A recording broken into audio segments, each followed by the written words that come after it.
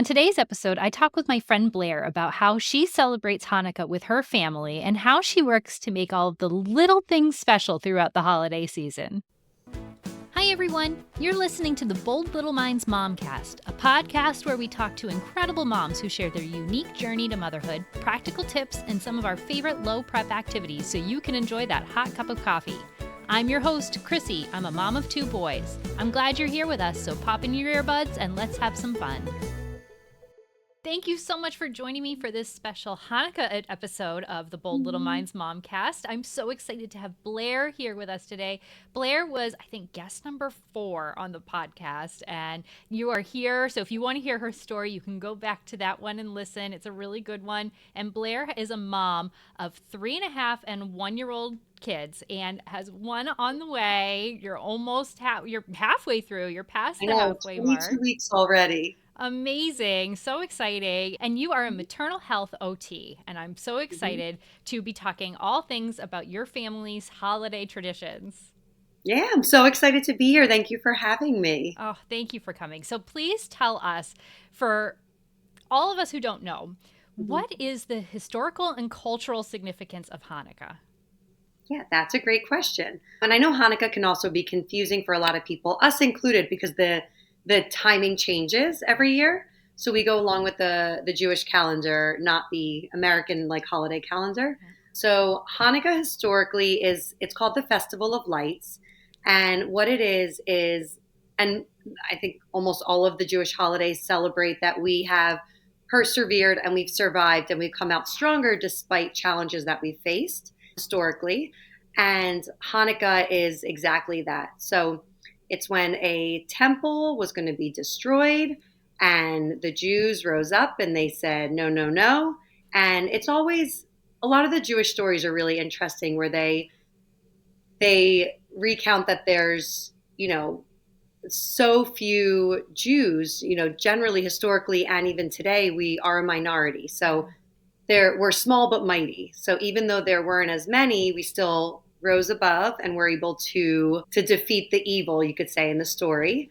And when we lit the menorah, we had only a little bit of oil that should have lasted, I think they say, I should know this, but it should have lasted, say, a day. Sure. And it instead lasted 8 nights. Yeah. And so it's the Festival of Lights, celebrating light, and it's also the miracle of lights. And now especially we kind of see Hanukkah as a way to spread light into the world. And historically and still today, we try to put our menorahs, actually my son's, I'll show you what it is. So when you place the candles in, his is soccer themed, of course, you actually want to put this either at the window or as close to the window as you can. So anybody passing by, your neighbors, your friends, can see the lights. And it's a way of spreading light into the world.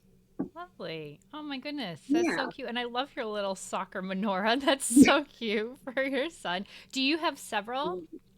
So we do. We have, I should have brought ours up. Ours is downstairs. We haven't brought all of our Hanukkah stuff up yet. Yeah. So ours is one we got for our wedding. It's this, big, beautiful silver one. It's very pretty. My son has his.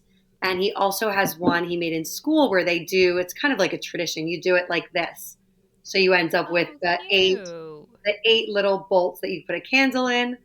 And then the 9th is where it's called the shamash. So that's the helper candle. And while the helper candle is lighting the other candles and working, you want to kind of sit back and just admire and take in the light that's there.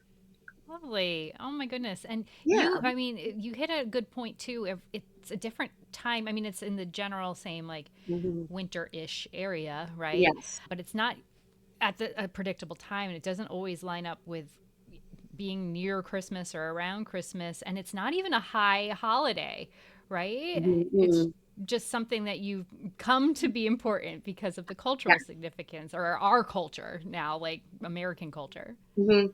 Yeah, absolutely. And it's really cool to see how different cultures celebrate it or different countries celebrate it. But it's tough. And it was really tough growing up when Hanukkah didn't fall around Christmas. It was like we are on our own celebrating our big winter holiday. And then Christmas would come and a lot of people would say, what are you doing for Christmas? And that kind of was challenging, I think, growing up. And now, actually, this year it falls exactly on Christmas Eve, which is very exciting. Very convenient, yes. And I think that's almost why it's kind of a joke that Jewish people on Christmas go out and get Chinese food Yeah. because it's the only thing that's open. But it's actually become a really fun tradition for us. So even if Hanukkah is the end of November, which it's been as early as that, we still on Christmas, it's like, well, let's get our Chinese food, let's have a pajama party, let's get the family together. So it's fun like finding our own traditions that way.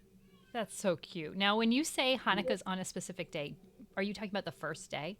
Hmm. Yeah, so the first night. Wow. So tell me about some of the traditions that you do every year as a family. Yeah, so we're kind of carrying on traditions we both did growing up. So we're both from Jewish families. And for us, it's cool in our new neighborhood. Well, we moved, I guess, 4 years ago. But there's a really cool Jewish community where usually in the very beginning of Hanukkah, or maybe the first or second night, there is a really beautiful community gathering where they're going to light a huge menorah and sing songs. And last year we did it. I think we're going to do it this year too. And we walked along this main street and different businesses participated and gave the kids little like arts and crafts to do. And I think that's something that we are going to carry with us over the years, especially while the kids are young. Yeah. So there's a lot of community celebration and a lot of community coming together. And like I said before, it really is celebrating. It's the festival of lights and the miracle of lights, but also spreading light, especially in maybe dark times. Yeah. And especially this year and last year with everything going on in Israel, it's really cool to see the Jewish community come together. And a holiday like this, where in the past as a child, I saw it so much about the gifts. Now, as an adult, I see it a lot more about the togetherness and the spreading light. So for our family, we really stress that. And it's cool. My son is 3.5. So he doesn't yet understand the gifts. Right. So I actually asked him, I said, what would you like for Hanukkah? And he named something that we already have in our home. And it's cute, just they don't notice it, but we also are kind of leaning into that Mhm. for Hanukkah gifts as a family, which is a tradition, you do one gift a night sometimes, so like 8 gifts. For our family, we've talked about more so gifting experiences Yeah. and gifting like outings in the community, or let's go skiing, or let's go see a movie, and trying to make it more about the togetherness than the material. Oh gosh, there's so many traditions though. I know. Yeah. It's hard, but it's fun. So every year with both families, we get together and we do a Hanukkah party. Oh, fun. It's really fun. And we try to do like a white elephant gifting, usually with the kids. Cute. So that's really fun. So we'll do that. And there's traditional foods we eat. So in the US, we do latkes, which are like the potato pancakes. Okay. And you usually fry them on the stove. And it's a lot to make them. It's like a whole thing. And the whole house and you will smell like latkes for weeks. It's really funny. You can tell who made the latkes at their house because Yeah. everyone you like, I think it smells good, but you smell like it for weeks. Sure. Yeah. Um, and so we do latkes, we make Hanukkah cookies. So different from Christmas cookies, we do just like sugar cookies in certain shapes. We decorate them and we play dreidel. So my kids were playing with them earlier. Another tradition we're starting in our house is with our sensory bin rotating it seasonally. Yeah. So I actually just did our Hanukkah and like winter sensory bin. So I know I was starting to say we play dreidel. So so these are the dreidels, and this is what Okay. they look like. Yeah. They have I love the four colors. sides, lots of colors. You said? I love your colors. Oh, thank you. And they have 4 sides, and there's 4 different Hebrew letters. Okay. And there's songs about dreidels, and the different letters have different meanings. So if you spin it and it lands on the nun, then that means none, you get nothing. Okay. But if you get, there's like a whole thing. If you get hey, you get half. So say the chocolate coins are all in a pile, Yeah. you get half of those. Okay. And you kind of just, it's a very fun game with the kids, and Yeah. you pass them around, you win, you lose a little, but everyone gets chocolate coins at the end. Yep. So that's a fun game we play. Oh, there's sparkles from the sensory bin. They get everywhere. Oh my God, everywhere. Yeah. There's so many fun things that it sounds like you do with your family. Now, do you spread it out throughout the whole season, or is are many of the things that you do really heavily focused on the 8 days of Hanukkah? So we'll decorate kind of before. Mm-hmm. So we put out our Hanukkah sensory bin. We put out some little twinkle lights. We're starting to get the menorahs out. But really, most of it is those are during those 8 days. Mm-hmm. And afterwards, kind of different from Christmas, where the lights, so something that's similar between the holidays that I love is that both are spreading light Yeah. and both are, really lighting up the world in a sense. And with Christmas, the lights go on, I guess, right after Thanksgiving, oftentimes, last through the season, and some people leave them up even after. With Hanukkah, after you light the menorah those days, you don't light it extra for decoration. Oh, okay. So then you'll put it away, kind of similar to how we do Shabbat candles, that we light them Friday at sundown, and once they burn down, they're done. Mm-hmm. So decorative wise, we have little banners and little things we'll put around the house. But the candles, like the light part of it, are those 8 nights. Nice. Now, there's so much to fill in to your 8 nights, right? All the cooking and the baking and the magic and the toys and the this and the that. So, how do you make each night special in its own way, or maybe you don't, Mhm. without feeling overwhelmed? That's a great question. So, especially for our family, since we've decided we don't want to make it so much about the material gifting, we it's so beautiful that every night you light an additional candle. Yeah. So on the first night, you only have the helper candle and the first candle lit. And then every night you get to light another candle. So at the end, it's all lit and it's so beautiful. Yeah. And I think that's something that's really cool about Hanukkah is that even if you do nothing else, just the act of lighting the candles and singing the prayers that go along with those feels very special. Sure. And it does feel like meditative in a way. And some families do for the 30 minutes or so the candles are burning, they choose to do nothing else but sit and look at the candles and reflect, which is a really beautiful practice. I think as the kids get older, maybe we can do that more. And then otherwise, we do kind of similarly try to, if we're getting gifts, get them ahead of time, wrap them ahead of time, all of that. And with our families, we plan to be with my husband's family one night, my family a different. So we try to kind of stagger it so that each night there's something special.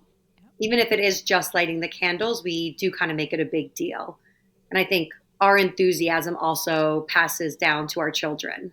Yeah. I'm sure that they're just so excited every night just to see everything that's going to happen with you, and I'm sure you make it special in your own way. Now, you are amazing at keeping things low pressure and like trying to fight the overwhelm of momhood. So what kinds of tips can you give us based on your experience with such a long holiday?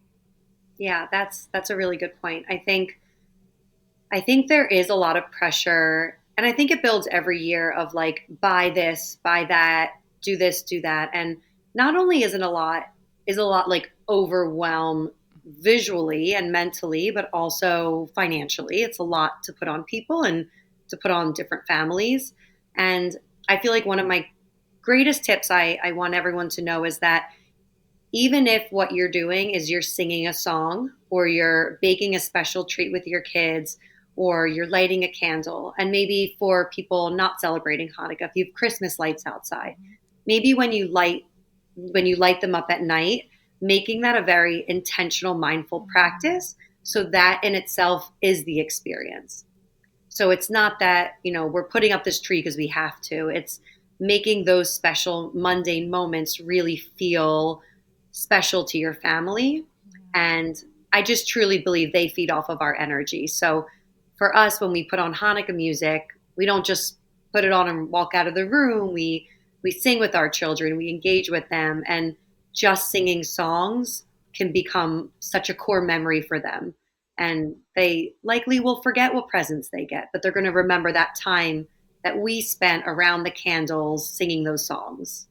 That's such a lovely idea. I'm going to take from this conversation tonight. I think instead of, we don't have our tree on our timer, but we have in the past where it just turns Mhm, on at a specific time. And now we just kind of like, oh, it's dark. Somebody should turn it on.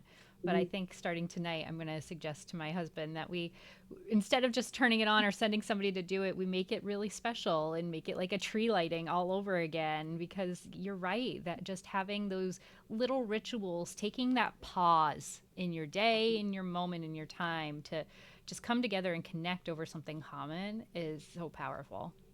Yeah, exactly. I think so too. And I think starting it around, like starting those practices around the holidays and around things that are very tangible. Like we have those practices, so why not make them try to make them a little more special and then carrying that over into our daily lives. So once I'm always so sad when all the Christmas lights are gone in our neighborhood, but once those are gone, finding other ways, now we're already being more mindful about those activities. So what can we do in our daily life to continue that mindfulness and feel more grounded?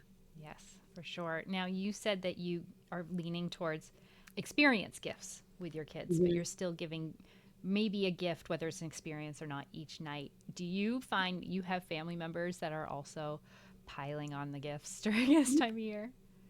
Absolutely. I think it was harder maybe like the first year or two that we had our son, and I think now our family has understood that we prefer experience gifts, so it's Mm-hmm. actually been really wonderful that they'll bring up ideas, like, "How about tickets to this place or that place?" And Oh, I really do appreciate that. We've also gotten really creative that like, our son loves soccer. mm, He has one soccer jersey he wants to wear literally every day. yeah, So my husband and I were like, well, your sister's asking what to get, and that's so kind and thoughtful. Let's get a soccer jersey. yeah. Like that's something you don't So really sweet. think about, but it's something that's more, it's functional. And I think it's going to spark joy for longer than a toy that's a little more like a more, Like a disposable kind yeah, of, yeah. exactly. Yeah, they'll pass. Their interests go so quick at these Yes. ages. Yeah, and I think there's nothing wrong with like getting them Sure. the bluey or the blippy, like the thing they want. Yeah. But for us, we try. He suddenly got into Spider-Man. He's never seen Spider-Man, doesn't know Spider-Man. He's Isn't it very so into it. funny how that happens? Yeah. So I decided, okay, he's really into it. He's asking for Spider-Man things. But instead of getting him Spider-Man figurines, I actually got him Spider-Man pajamas. Yes, And he perfect. loves them and they really spark joy and he loves wearing them and he gets so excited every time he puts them Oh. on, but it for me it feels a little more functional and something that will last. Yeah, for sure. I mean, you're going to be doing the laundry anyway. It might as well be something that he likes rather than something you have to clean up when he's not listening and you're going to have to Yeah, do it anyway. That kind of exactly, thing. exactly.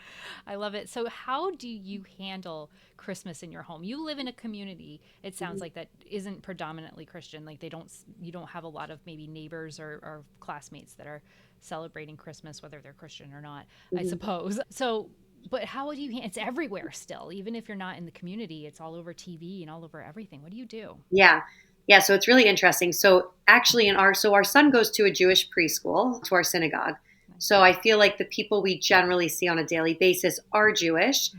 Our actual neighborhood is actually not very Jewish, Oh, okay. which I really like because Yeah. I want our children to grow up with a balance and Yeah. learn that there's all different people of all different, shapes and sizes and colors and religions and everything. Yeah. But my son has a Yodo audio Yeah. player, and there's a Yodo radio. Yeah. And the songs I've noticed have been not 100% Christmas songs, like, some radio stations right now, but Oh, a yeah. lot of Christmas songs. And he'll say, like, when's Christmas? Like, he's actually asking questions Oh, and saying, like, interesting. do you know this song? It's called Christmas Tree. And he's like singing along to it.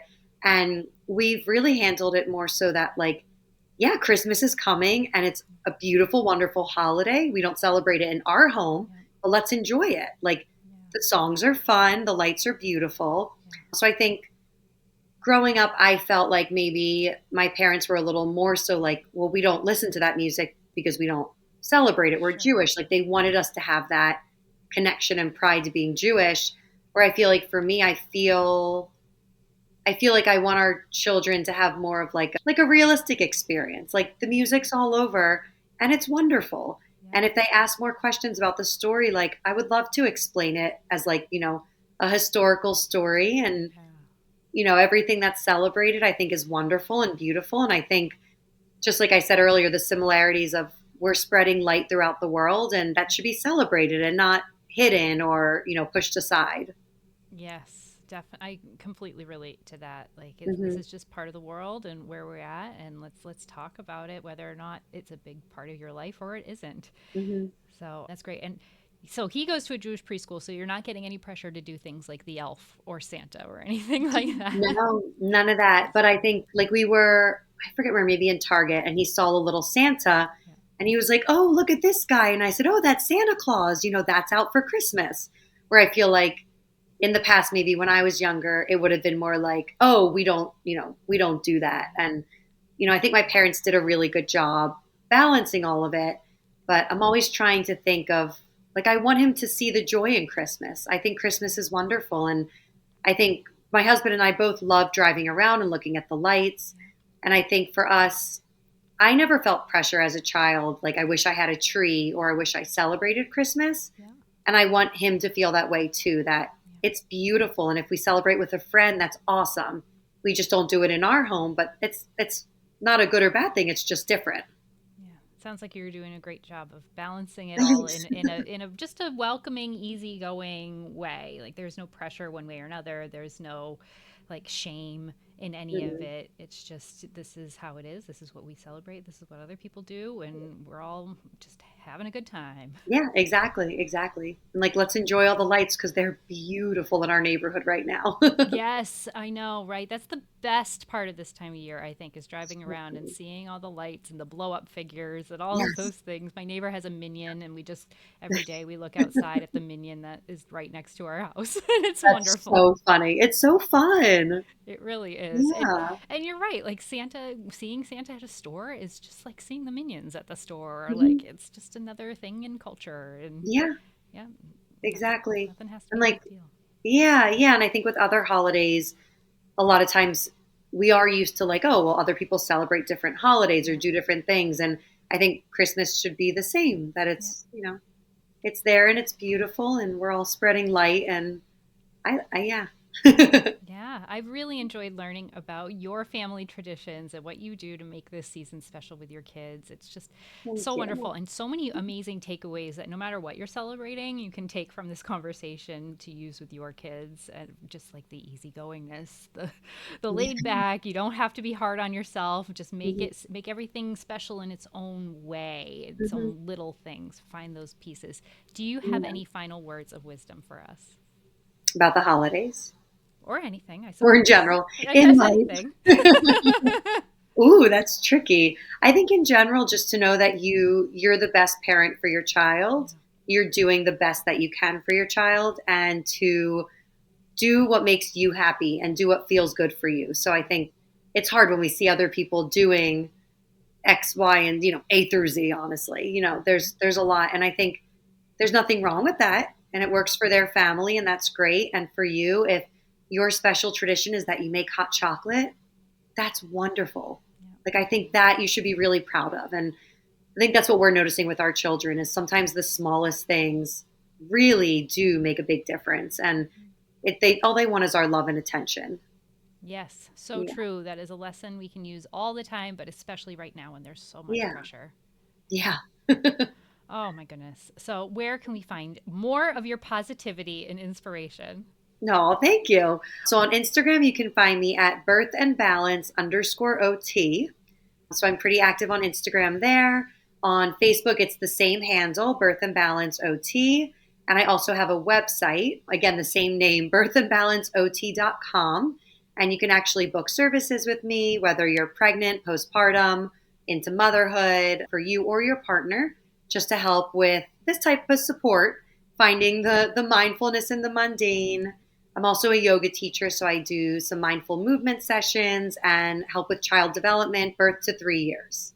Amazing. And you've been doing workshops lately, right? Yeah, yeah, it's been fun. We started a mommy and me class that's local, Nice. and it's been really nice. Like a 2 hour session. We're doing it once a month. Me and my doula are running it.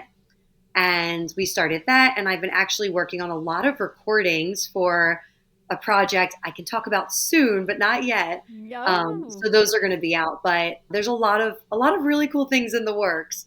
And the classes I was doing were through this company, DOA, DOWA, another really good resource for maternal health support for moms and partners.